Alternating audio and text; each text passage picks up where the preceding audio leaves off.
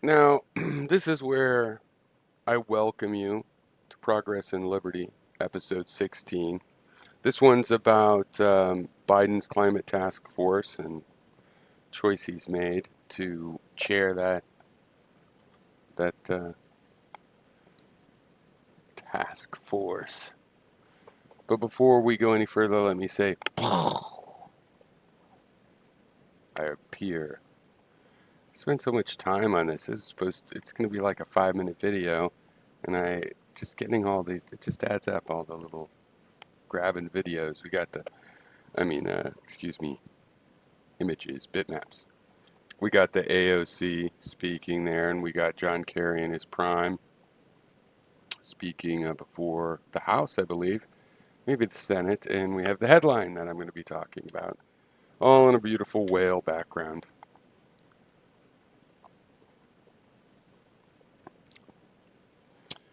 And now, to the new viewers, I'm just trying to help you out. You don't really get what the fuck is going on with the world. What the hell is what the fuck? And to the old viewers, I gathered them to have a conversation, but we had that conversation. So even the old viewers are really new viewers if you think about it. The way it works, I'm helping you brothers out and sisters. Sisters are brothers, brothers are sisters. Okay, topic one. I was gonna put this in the title, but then I didn't. Maybe I should edit it. But the issue is is AOC a sellout? Is Bernie a sellout? I watch Jimmy Dore. I keep tabs with various. I keep my tendrils out there, as I've said many times before, on the right, the left, all the extremities. Try to find a few representative people that are listening to the rest of their community and just regurgitating it as a formulaic, uh, often hopefully monetizable for them from their point of view. And Jimmy Dore, if anybody watches Jimmy Dore, this is an example here. He thinks AOC is a sellout, Katie Porter is a sellout drone, um, Warren, just everybody, stabbing them all in the back. Tulsi, now the funny thing about him is he still has a soft spot for Tulsi, but with Jimmy Dore, it's because if you go on his show, even though he probably will still trash you, um, when it comes to that point, he he'll definitely say, "But they're a good guy. I like disagreeing with them. It's good to have different, free speech." And that's what's going on with Tulsi a little bit, but Tulsi is a problem for him as well. Of course, I sympathize in the case of Tulsi. Never liked Tulsi. My wife's met Tulsi. I'm familiar with her because I used to do local politics, work in local politics from time to time in Hawaii. I was familiar actually with her dad. She was running just when I left Hawaii, towards the end of the time I was in Hawaii, I mean. And I was suspicious of her because her dad was a God hates fags Republican who switched to the Democratic Party, sure. Um, but not the Christian kind, the sort of cultish Hindu kind. But anyway, the point is, with AOC and them, are they sellouts? And I find this is annoying misunderstanding of what has been going on with Bernie and company. One that Bernie is just carrying a bunch of issues that basically progressive activists have believed in for a long time. He didn't invent them, he didn't calculate those numbers, and those numbers are not pushed to the high limit of what the progressive activist and community organizer um, world believes in. Now, in community organizing, there's plenty of people that, given a formal office in the government, are basically just standard centrist Democrats, all the way through to people that probably never would take an office or run for an office like that are more soup kitchen types, but also conservative in their basic ethos, all the way through to, all the different kinds of wild and individualistic um, activists. Like I'm talking about like street activists, but they don't have to actually be street, but people that work in their community, do protests or public projects. Like I said, food kitchens and People's Park, things like that. Now, it's been a long debate of whether you could work with the Democratic Party or not. I mean, it used to be very conservative back when they were doing a lot of liberal things, and you'd get populist economics from the Democratic Party when it had the racist Southern Democrats that hated Lincoln in it. The weird thing is they just didn't want those programs to go to non-white people. They actually were liberal economically in terms of those kinds of public programs, but the racism, the concept that all of that money in those programs is going to, single black mothers, that was used to put a wedge between them and their basic economic liberalism, um, with the Southern strategy and various other, well, mostly they could be categorized in the Southern strategy, I think, but whatever. I'm sure people would like to break it down and point out that that would be too simplistic, but whatever. So this party had some liberalism, obviously FDR, and then there was a big 50, 60, 80-year domination of the Democratic Party in Congresses around the country because of that, because of the young people that have been mentored after FDR that carried on these basic principles, and it was popular, right? And because that still had some of the racism in it, um, it was super strong because it was before that group was really cleaved off, right? Now that group that was cleaved off still wants those things, but they have in their mind that all the welfare is going to, you know, these racially tinged concepts that they have of that. Now, as a progressive activist, that's just basically for poor people. Or I had a friend, an activist friend and a mentor, and a guy that's been a longtime friend. I haven't talked to him for years now, but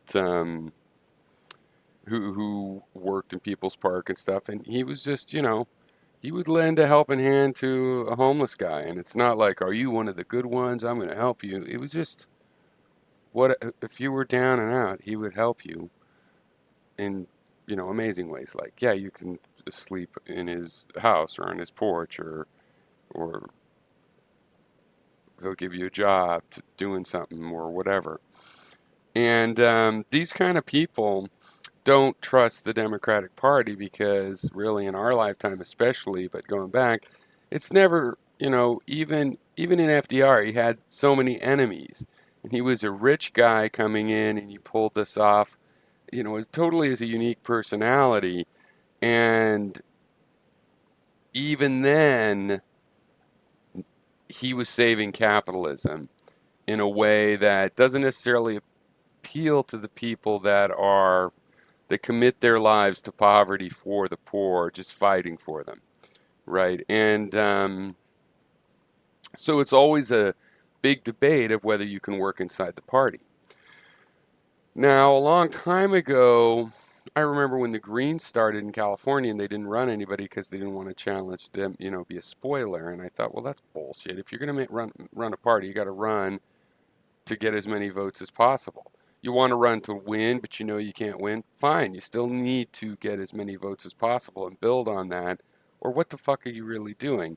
What third parties should really do right now is every one of them should have as their number one issue instant runoff voting / what we also call ranked choice voting, where you rank people, and then there's no spoilers, and then people could vote for a third party, and it could get all of these votes, as many as it can, 40%, without spoiling or taking those votes from the people that really were viable, right? It's IRV is a way of making sure the person that wins, just like regular runoff voting, non-instant runoff, slow runoff voting.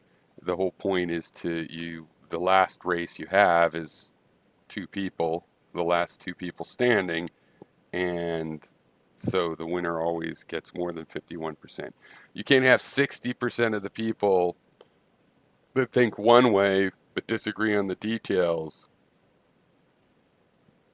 and those two 30s lose to a guy that gets 40. So the point is, AOC, Bernie, they ran as Democrats, okay? And by doing so, what they were trying to do is force their way in the party and get a seat at the table. If Bernie had won, it's not necessarily going to be easier to get your policies through, because if Bernie had won, those other Democrats, all the Hillary and Biden Democrats and people, all the baby boomers that have run the party since the 90s, they also would get a seat at the table in inverse. Why? Because they're 30 or 40% of the party. However, it turns out the Bernie guys were 30 or 40% of the party, and they're getting a seat at the table, and they get to, make a complaint and stuff. That's what they were trying to do. There's people that run outside the party from this activist bloc, right? And if you just want to focus on that with your vote, well, then go do it. But don't, what did you think? When the AOC is in the party, she's supposed to be trying to get a seat at the party and changing it from the inside. So this is good. This is a good motion. John Kerry and her, this is a tremendous promotion of her. Now, might she end up selling out stuff? Yeah, let's wait and see. We need to wait to see if she's going to get stabbed in the back, if we're going to get stabbed in the back. But it's not likely to happen quickly that she and her supporters are stabbed in the back. They'll have to do it slowly because, and we would use that time to our advantage. Because to bring her in and signal this gets a lot of people's hopes up. If you just stab her in the back or make her feel sidelined so that, like, if it was enough hypothetically for her to go, oh, I feel sidelines, this is bullshit, then you're going to make her voters less likely to support you. So it's just not a good idea in the first place to put her as a co-chair if you were going to do that. So he thinks he's not going to have to do that. Now, he might think that she's compliant, and all the people hating on her now, like Jimmy Dore, might think, oh, she's going to be compliant. Well, we'll see, because that doesn't work 100% either, because all her followers, starting with Jimmy Dore, her fans rather, are not going to follow her if she comes out and says, you know what, we don't want to have, what, the Green New Deal just means clean coal. Well, nobody's going to fall for that, right? People aren't just fans of her because she's her. It's because she came in representing these things. And, some people might follow her or follow the celebrity. She might get new fans and she might have a perfectly good career. But in terms of why put her on this task force now, it would be counterproductive if you didn't think you could follow through, at least until the election. Now, you might stab her in the back right after the election, but again, I think Biden knows that the legislation is no easier than campaigns. So leading shouldn't be a perpetual campaign of rallies, but it is a campaign, but it narrows, right? You have to campaign within Washington to convince people, which means they have to communicate with their constituencies, including the people that didn't vote for them, and scope out what's going to go on. And you need to keep negotiating among these factions. In other words, you can't disorient large factions of your party. And if you're bringing someone in to co-chair type of positions, because normally you would barely expect a Democrat like a Hillary to bring in AOC even on the committee. let alone saying, hey, I'm going to make you co-chair. So it's a big signal and it should be taken seriously. And yeah, people signal you to do something else like a magician. So just watch out for that. I don't turn on the person because they're accepting the seat at the table that the whole point of working on the inside was fighting to get. All right. Now, it might seem pessimistic that I say, hey, what if she does get stabbed in the back? We're just going to use our time. It's limited. You have to look at this in a princely manner. You know, it's not pessimistic. It's just princely. And by princely, I mean that book, The Prince. The whole point in The Prince is that, okay, it's better to have a republic. A republic is a stable thing. A principality is unstable. Eventually, it's going to turn into an oligarchy, and then it'll turn into a populist, some sort of a populist government with a claim to a democratic rule by the people, and then it's just going to keep cycling around, and then they'll have this individualistic, charismatic leader, and then it'll just keep cycling around. But while you're one of those states, you have to work within its principle. And basically, the princely idea is that, yeah, we haven't got that far, us progressive activists, except for certain times and very limited distances, and then a lot of fallback, like we've had a lot of falling back from the 90s. And that's just the way it goes. I mean, it's just reality. You keep fighting, and if you can find a window of time in order to make some sort of progress, then you do that. And if you need to console yourself once you face the fact that it's certainly not going to be finished before you pass away, you never get to even be sure if it's going to finish. You might see the backslide right before you die. You don't know, and that's just the way that it is. On the other hand, if you count back through time, it's like, well, it does look like we're making progress. So you can take faith in that, and that's what I pretty much do. These two guys are in their glory days there. See, this is an interesting thing. So Kerry, for his time, was super liberal, being a vet, talking about the war's bad, man. Being young, the Iraq war came, and he was like, no, what's the problem? So that was disappointing of him. And she's a young politician, extremely young, and shows a lot of promise. But, raw, like Kerry. But he'd been to war, and he knew what that was like. And she'd had to work in a bar, even though she's college educated, so she knows what being a millennial's like. Is he a millennial? I think that's right. And Biden, Mr. Old Uncle Joe, he ran for Senate, I think around, I should have looked this up. Probably could have done that. When he was like 30 or something. And I think he won. I know he won in his 30s, but I think he was like 30 or something. He couldn't have been in his 20s. I should have looked that up. But anyway, so we got two old guys who have glory days when they were very young, taken on to an old man's position with old man's wisdom being accepted from their young mouths. So they're in a position, not that baby boomers are like this, to see themselves in it, but maybe they might be old enough to not only see the political calculus of this, which I'm so glad that they've seen, however it works out, it's good for progressivism. Even if it all blows up in the Democratic Party and that third party is the way to go, this is definitely a good moment for setting mindsets. And but beyond that, they might actually be able to not trivialize a young, passionate person, because they were both supposedly young, passionate people, except for Biden, but I guess you could call it passion to be that ambitious.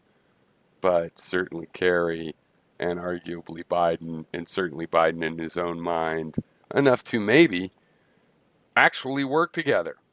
And I'm sure, the Jimmy Dores, they've already turned on her, so it won't really matter that much. But, if she's smart and finds compromises and, oh, they don't add Medicare for all as a climate issue. I think she's smart enough to realize that, okay, we'll just deal with these things one by one. Maybe Biden will never go along with that. I think that these sorts of setbacks are not the end of the world. We have to do these things incrementally.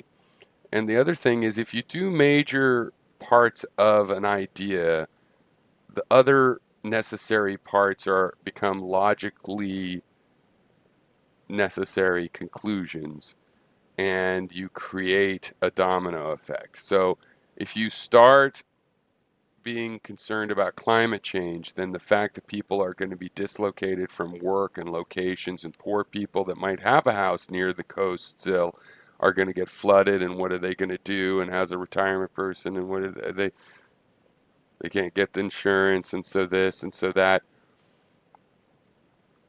Those kinds of things can become logical necessities of just admitting that the situation is happening, and as evidenced by whatever other mitigation factors you're taking. And so the people that don't realize that, even if Bernie won, it's not like we're suddenly, totalitarians in the Democratic Party, and now we'll just squash all of those Hillary voters. That's not, it doesn't work like that, you know. And Democrats, for all their flaws, they're not Republicans. They don't think that winning the Super Bowl actually means you're the best and everybody else is shit in the NFL. It's like there could be some luck. We count you as you're the champion team.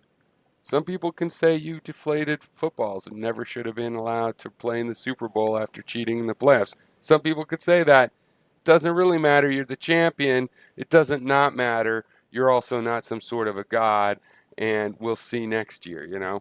So another final thing I was going to summarize with is that Obama ran to the left, right? He actually did give both the left and right things, and it's hard to. So neither one really. The progressive activist left finds it hard to appreciate him, and the right, of course, never appreciate him, and they both should.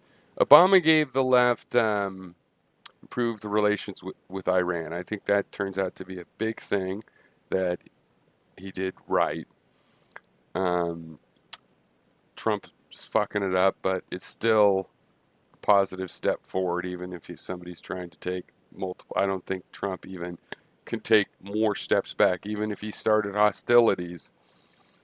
I think there's a basic concept of it being possible to work out deals with Iran that's now just a thing. Because it used to be even Democrats didn't want to do that.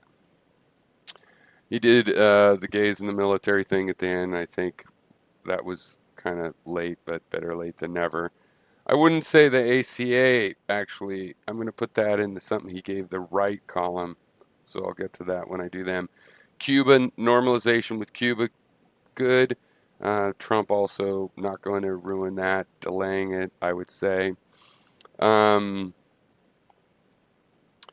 He did help out investment in renewables. I think that was good. And that was to the left.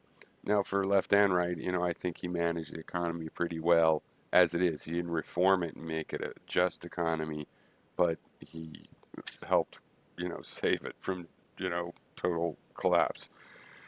Things he gave the right, immigration stuff.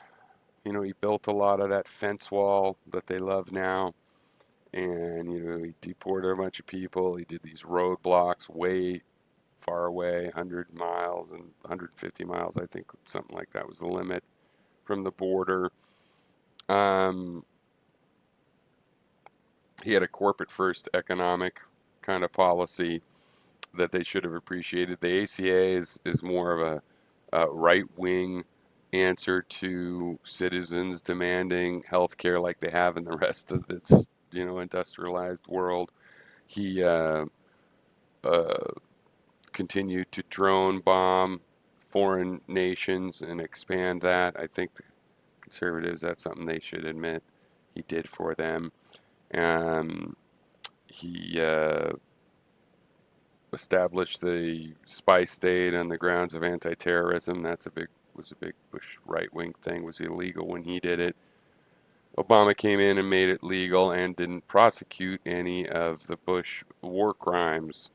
As far as I know, we probably continued the black secret, what do they call those? Not black prisons, dark sites. The dark site prisons where they torture people in the CIA that we've had through presidents, as far as I know, the whole 20th century.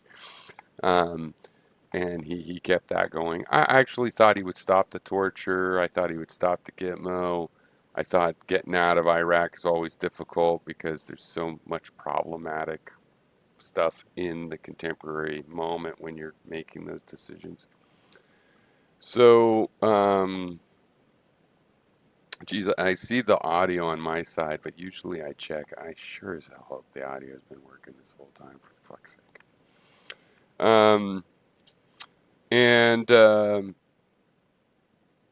So yeah, I mean, Obama, I was disappointed because he ran to the left and, but he didn't really fuck over anybody. Everybody got a big compromise version of incremental improvement in their own, kind of realms. So, I suppose I think I'm mad at the right that they don't give him credit for the things that I don't like about him, basically. All right, so I hope I helped a sister out there, and now you understand why AOC is not a sellout for doing this. She's certainly, a sacrificial lamb that, you could predict won't make it out of this den of thieves. But she volunteered to go in there, and that was the goal. So now we'll see if she gets chewed up and spit out or not. And I think she's pretty brave, and I think she knows her celebrity at this point is such that she can have, an above average, intellectual, writing books, talking kind of a career, even if she doesn't regain her seat. Though that might make it difficult, I think, even in that case. But no doubt people will say this is in order to regain her seat. I mean, to regain it, to keep it. I don't think so. I think this is risky for her as an election strategy. I think she's trying to move to get something done by taking the seat at the table when it's offered, since that's what we're, one of the main things that we're fighting for. All right. Cheers.